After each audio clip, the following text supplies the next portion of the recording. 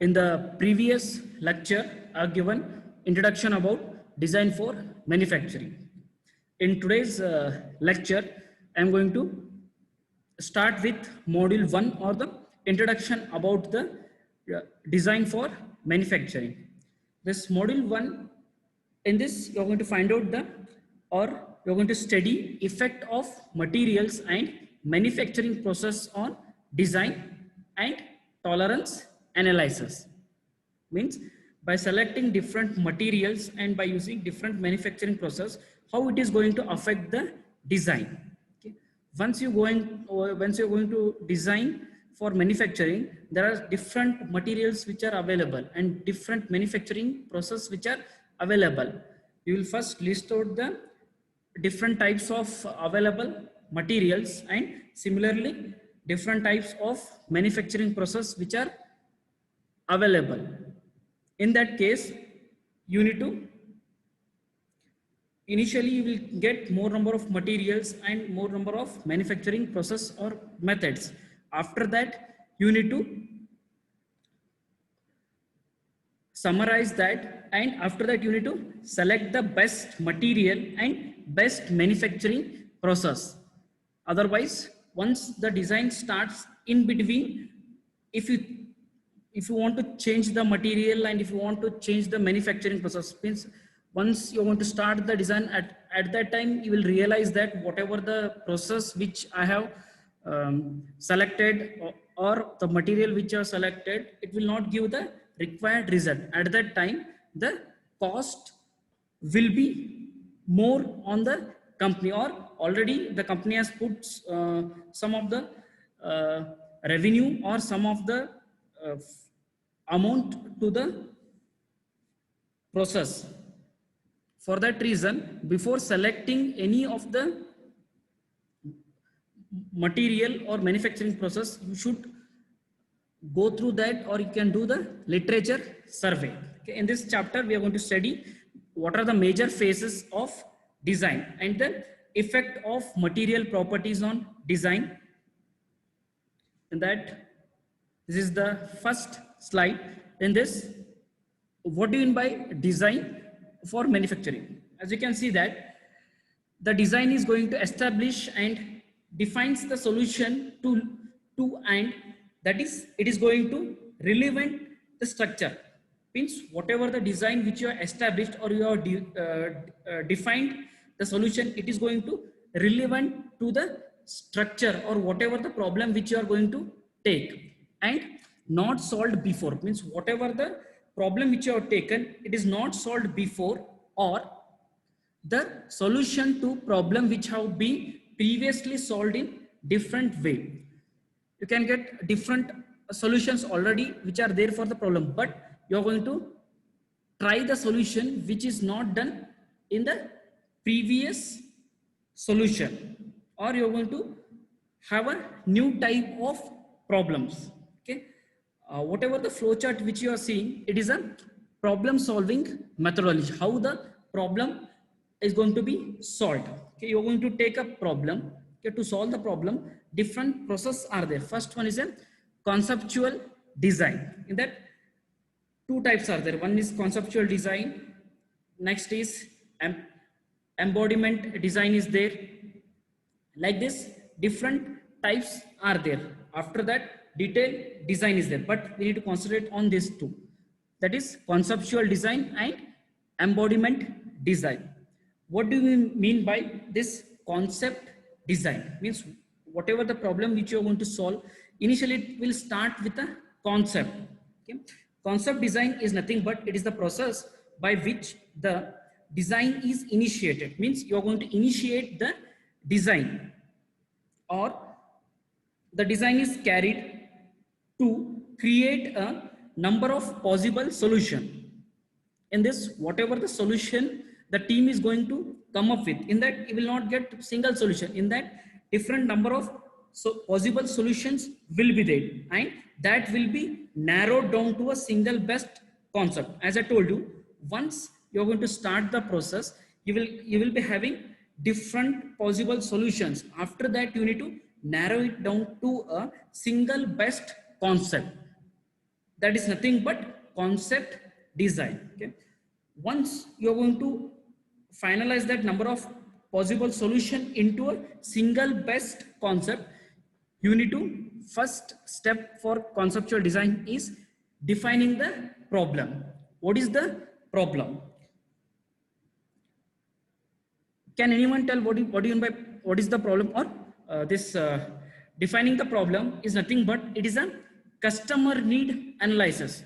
What the customer wants or whatever the problem the customer is facing, means you need to analyze the problem related to the customer, that is called as customer need analysis, and communicate that with the design team. Means you will be communicating with the customer and you will come to know the problem of the customer, and that has to be communicated to the design team. If the communication is not proper, then what will be the end result? I will show a figure. Here you can see that this is the design dependent on the viewpoint of the individual who defines the problem. Here you can see that design, viewpoint, and the problem. Okay, the customer has a problem, but the design depends upon the viewpoint of the individual. In the design team, different peoples are there. Okay, each person viewpoint is different. Whatever the end figure you are seeing, that what the customer wants or what the user wanted, but as the person who has gone to the customer and he has taken the problem and he has communicated or he has not communicated it to the design team. Okay, as a result of that, whatever the solution is there, this is the proposed by a project sponsor. The project, the company which is going to sponsor, they are given this solution. After that, next it will go to the next one as specified in the project request. If you see the project request, in that it is different. Project sponsorer need is different or the customer need is different, whereas the project sponsorer is different and the request in this it is different, and as designed by the senior design. If you compare both this figure, the project request is different and the whatever the senior design which he has designed is completely different. If you go to the next point, as produced by a manufacturer, means once the project sponsor, next it will send to the project request. After that, the senior designer will design the requirement as per the requirement. If there is no proper communication, this is how the entire plan will be completely destructed. And in the next figure you can see as produced by manufacturer. Here you can see that how the person is going to use this. Completely it cannot be used. This is how the manufacturing is done. Then after that, for installation, now the person who is going to install that, he will see that with this the customer cannot use that. For that reason, what he has done, he has cut the tree and he has given the support and he has installed that. After that, but what the user wanted, that is simple one. But because of the communication gap, you can see how the project has completely failed. For that reason, here while defining the problem statement, you need to analyze the need of the customer clearly. After that, you need to communicate communicate them with the design team. You're seeing how the design team works. After that, that will become the benchmark. Means benchmark is nothing but that is the standard. After that, it will go to the quality function development, that is called as QFD.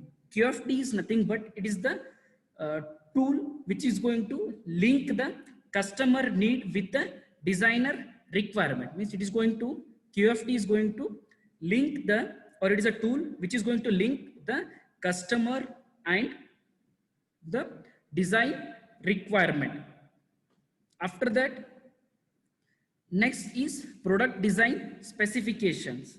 Product design specification is nothing but it is the detailed listing of the product required. when you're going to go ahead with the project, what are the products which you are going to require? For that, detail listing is done. That is done in project design specification or PDS. After that, the project planning is done. Once the project planning is done, next is the gathering information. Okay, how the information is gathered? In this, different types are there. In the gathering information, once you are going to work with any of the project, okay, in that, or when you're going to solve any problem, two types of possibilities are there. First one is, either you will be having more number of resource, like net आहे तर mountain phone लागेना of उद्या चालू होत संध्याकाळच्या आज रात्री बे mute yourself. व्हॉट्सअपला call कर की कोणास करतालाय केलं ते बी मला पाहिजे तर नाही You will get mountain of solutions. Hello काय आहे बे हॅलो काय आहे Okay. For gathering information, you will be having mountain of resources. Like you will get different types of literature or the informations from the system.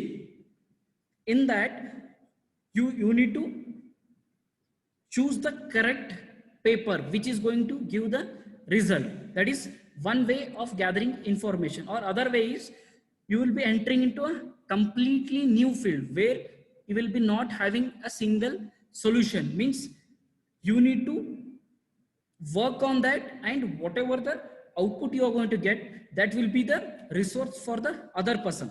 These are the two possibilities gathering information. One is completely the resource will be there, but it will be more number of papers will be available or resources will be there. In that, you need to narrow it down to one or two, such that you will get a proper result. Or the other possibility is, you will be not having any solution, you need to solve that.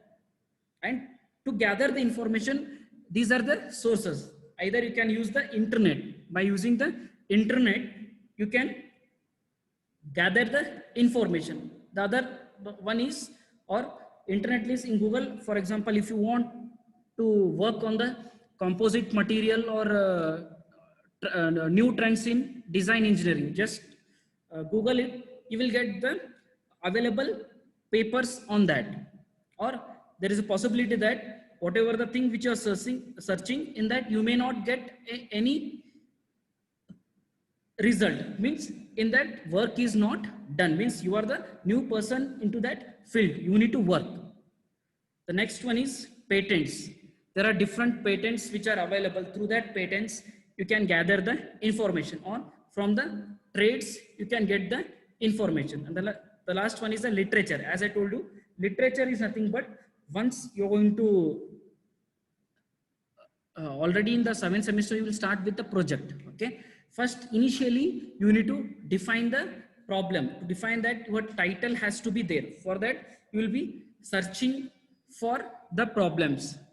You will search in the Google, that is, what are the new problems which are available, or new problems in design or composite or any field. You will get different papers. Okay, and you are going to gather that. That is nothing but the literature survey, and you are going to read that papers. Okay, after that, you are going to write down a note. Means whatever you have understood, and what are the outcomes of that paper. And in that only, they will be writing the future scope. Means what the work can be done in the future. Means in that, you can take down that as a problem, and you can start working. That is nothing but the literature survey. That is how you can go ahead with your project. Next one is a concept generation. Concept generation is nothing but, it is a broad set of concepts that is going to potentially satisfy the problem statement. Means whatever the problem statement is there, it is going to potentially satisfy the problem which you have defined in the previous cycle or in the first step. That is a brainstorming session will be there. The design team will sit together and they will discuss the problem. That is nothing but a brainstorming session. That through that the concept generation is done. And next one is a functional decomposition. Functional decomposition is nothing but it is a solving the problem by using the aids in the development of the business operations. In the business operation, they are going to use some tools or the aids to solve the problem. That is nothing but functional decomposition. To solve the problem, they are going to use the aids for the development of the business operation. That is nothing but functional decomposition. Using that, it can be done. And the next one is a morphological chart. It is the morphological chart is nothing but it is the method which gives the or which generates the ideas in an analytical and systematic manner. In the analytic as well as systematic manner, means in the morphological chart you will come to know the different ideas in an analytical way, and systematic it is done in a systematic manner. This is the first what you are going to do. Okay, it is type of a picturization. A picture will be there in the chart, the first process. After that, what will be the second? After that, once the second is done, what is the third? That is, it will be done in a systematic manner. This is how the concept generation is done. Once the concept generation is done, next one is evaluation of concept. How the concept has to be evaluated. That is, one is PUG concept of selection.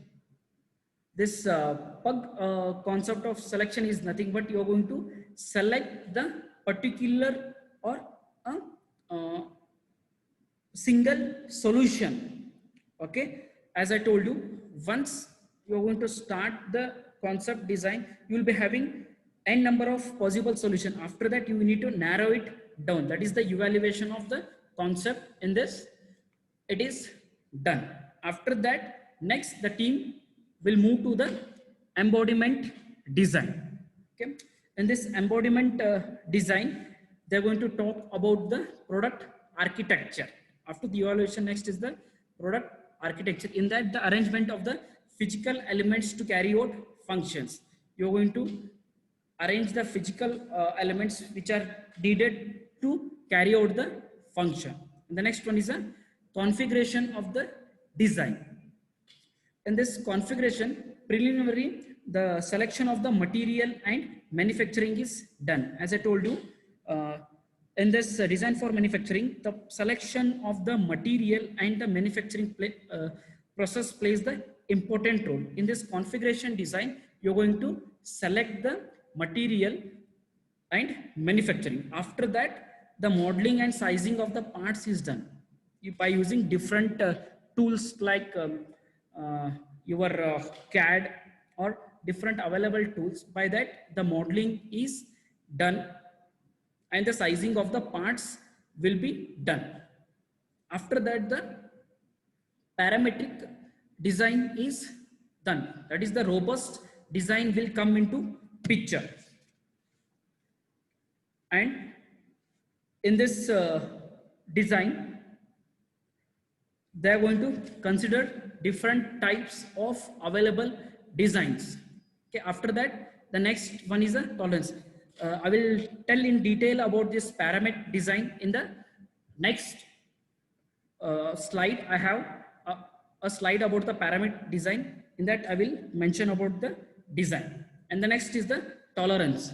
As we have discussed in the previous lecture, this tolerance is nothing but it is the permissible limit, or you can call it as limit of variation. That is, tolerance will be done, and final dimensions. The final dimensions of the each part is taken down, and after that it will go for the design for manufacturing. Okay, after that, design for manufacturing, as I told you, first one is a concept design, second one is embodiment design, and next one is a detailed design. That is, whatever the number of components or the parts which are using the detailed drawing is done and it is specified such that the manufacturer unit can easily understand that. This is about the problem solving.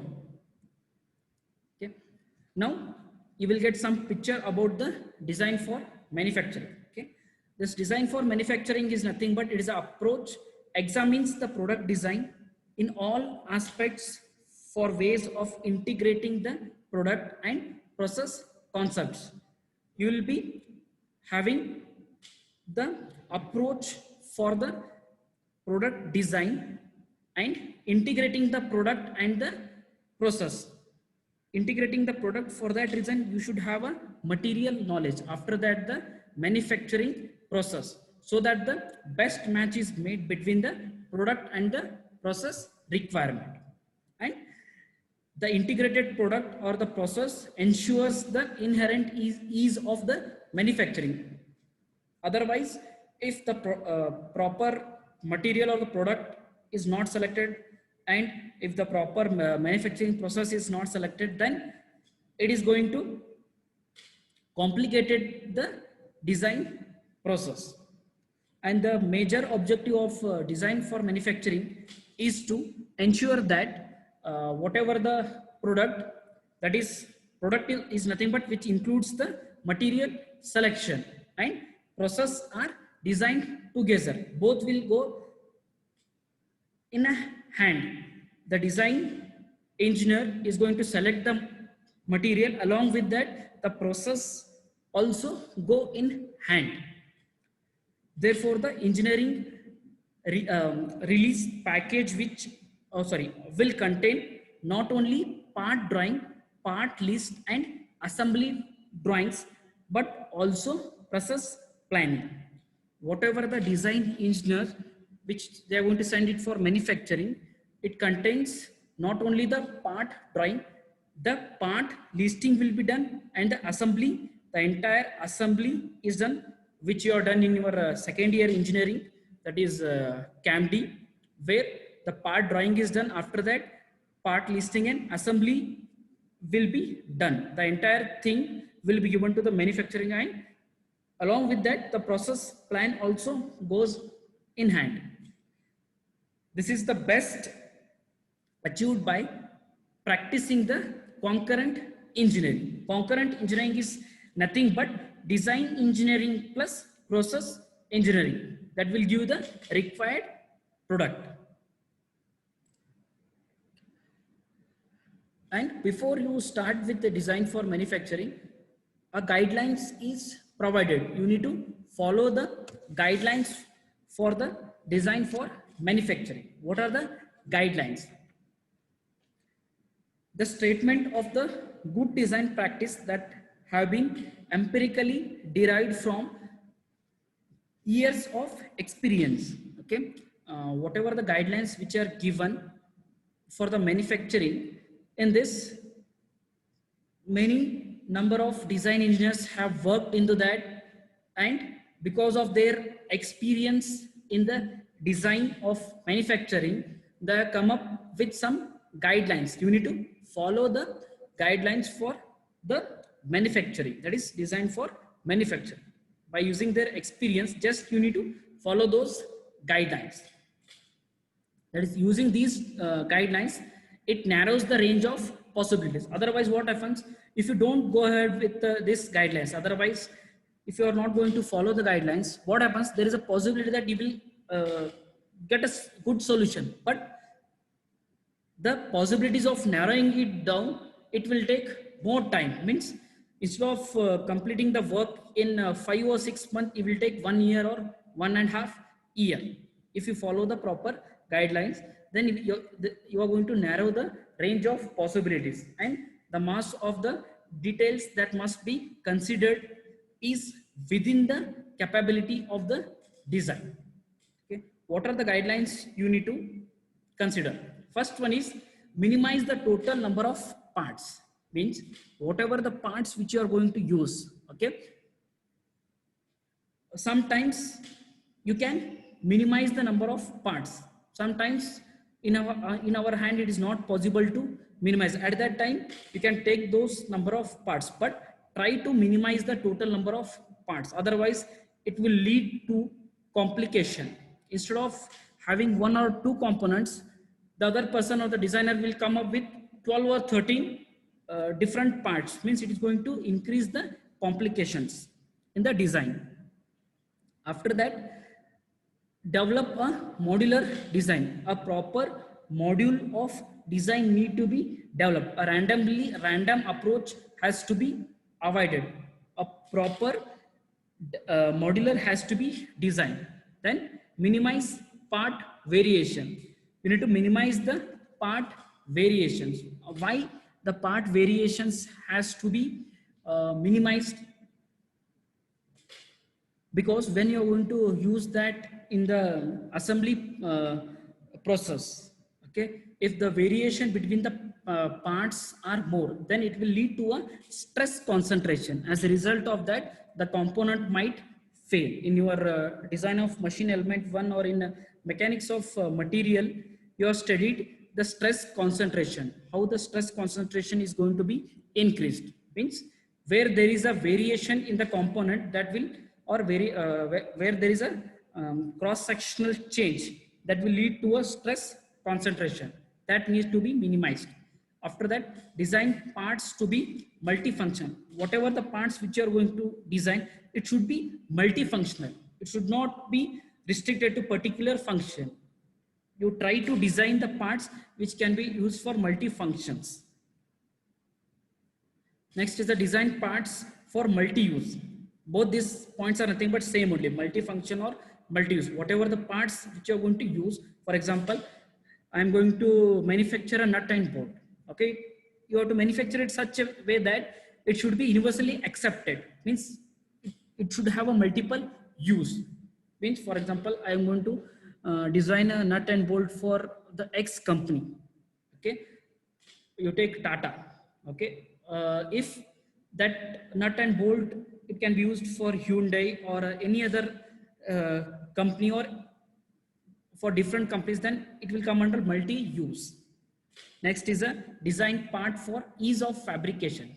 Means whatever the parts which are used, it should be fabricated easily. Means you should not select the components which cannot be fabricated. Means some of the complicated designs are there which cannot be fabricated. In that cases, they will go for casting. Okay, but major parts you need to design such that it can be easily fabricated. Avoid separate fasteners. Means when you're going to use the fasteners, for example, when you're going to join two components, okay, or in the bridge, okay, construction of a bridge, they're going to join two sheets, they're going to use the rivets. Okay, at that time fasteners are used. Okay, and try to avoid using the separate fasteners. That is the important point. Why? Because when you're going to use the fasteners, okay, try to avoid the use. Otherwise, you are going to increase the stress concentration on the structure. Then minimize assembly direction. You need to minimize the assembly direction. When the parts will start assembling, okay, you need to minimize its direction. Otherwise, it will lead to a complication. Then last one is a maximize compliance in assembly. These guidelines need to be followed for design for manufacturing. Okay, here you can see that this is the product development. Okay, how the product development takes place, that is in this design engineer plus process engineer, both will go hand in hand. After that, whatever the manufacturer product is there, it will come up with a better shape. Here the product will be in raw, and this is the finished product. This design engineer and process engineer plays an important role.